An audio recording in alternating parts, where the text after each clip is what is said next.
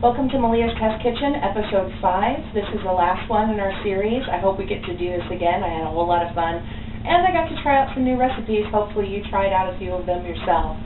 Our last one today is a chicken teriyaki stir-fry, and what you'll need for this recipe is pretty basic.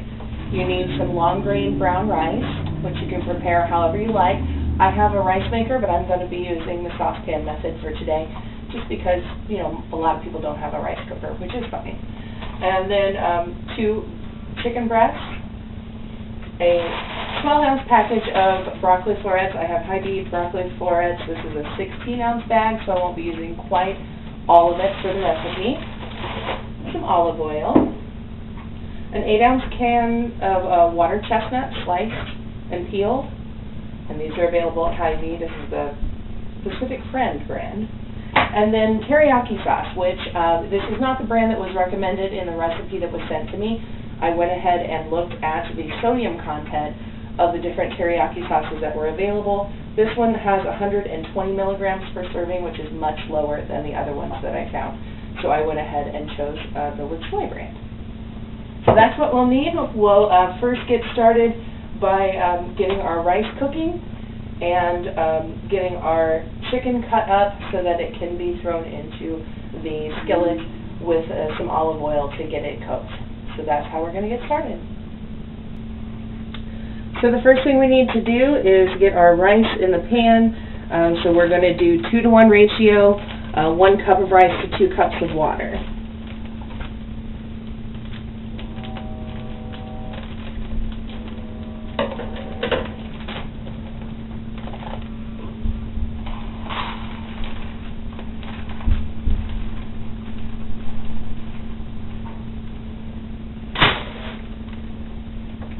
I actually think I'll do 1.5 cups of rice and 3 cups of water. That's about a half.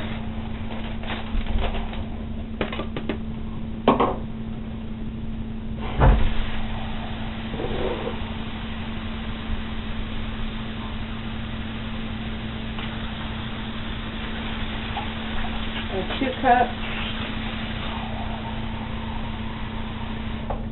And our 3rd cup of water. We'll just put that on until it boils and then reduce it to a simmer for about 45 minutes until all the water is absorbed. Next we're going to cube our chicken. Go ahead and cut it up so that it cooks more quickly and more evenly in the skillet.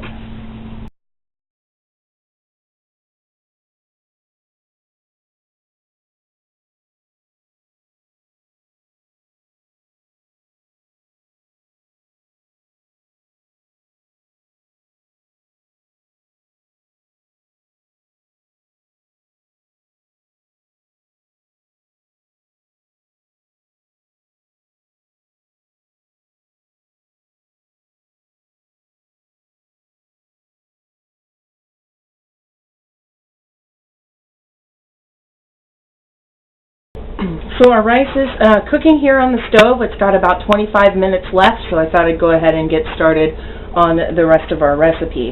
So I've got our skillet heated up here. We're going to take some olive oil, about 2 tablespoons. That might have been a little bit more than that, but that's okay.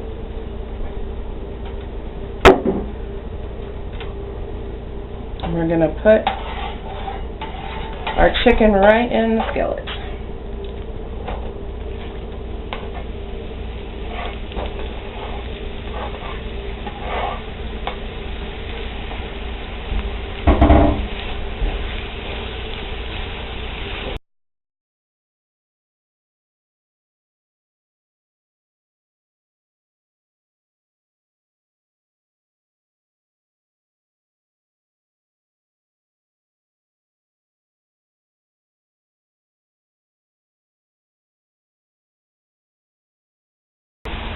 So our chicken is just about done cooking. I'm going to turn on the vent fan for a minute because you may not be able to see. Hopefully you can still hear me over the vent, and that'll maybe draw the steam up underneath a little better.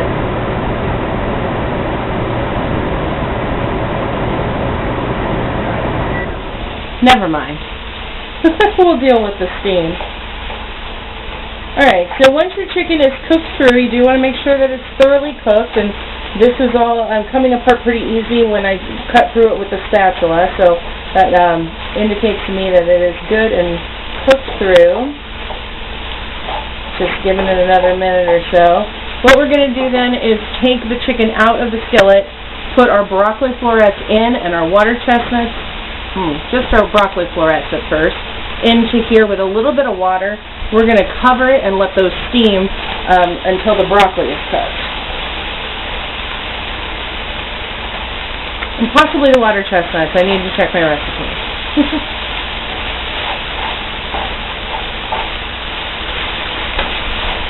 Alright. Our water is all boiled out of there, all of our moisture, so I think it's time to take the chicken out of there.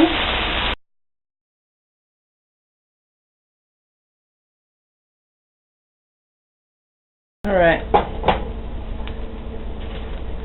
I'm going to go ahead and put a little bit of water in.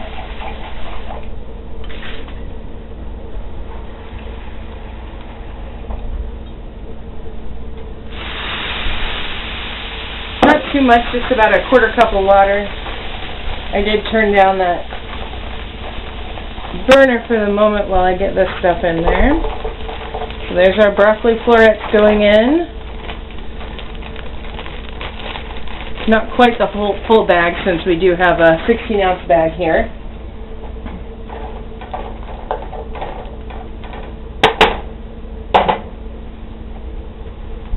Okay, upon checking my recipe, it is the broccoli and the water chestnut, so we have our water chestnuts already opened here and drained. We're just going to pop those in there as well. So now we have those in there. We're going to get that back up to a boil real quick. Now that it's boiling, we want to go ahead and cover it and take the heat down to a medium just so it'll keep simmering in there and steam those vegetables. And we're going to give that about 10 minutes or so. Maybe less. 4 to 5 minutes to start, and then we'll check it.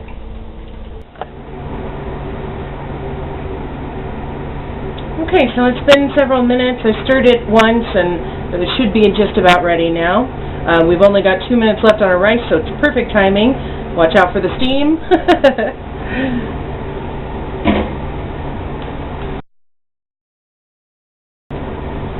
I'm going to go ahead and bring up the heat again while we're adding back in our chicken and our stir-fry sauce. And then we're just going to go ahead and, while that's on a pretty high heat, mix all that together and make sure the chicken's back up to temperature so it's good and yummy.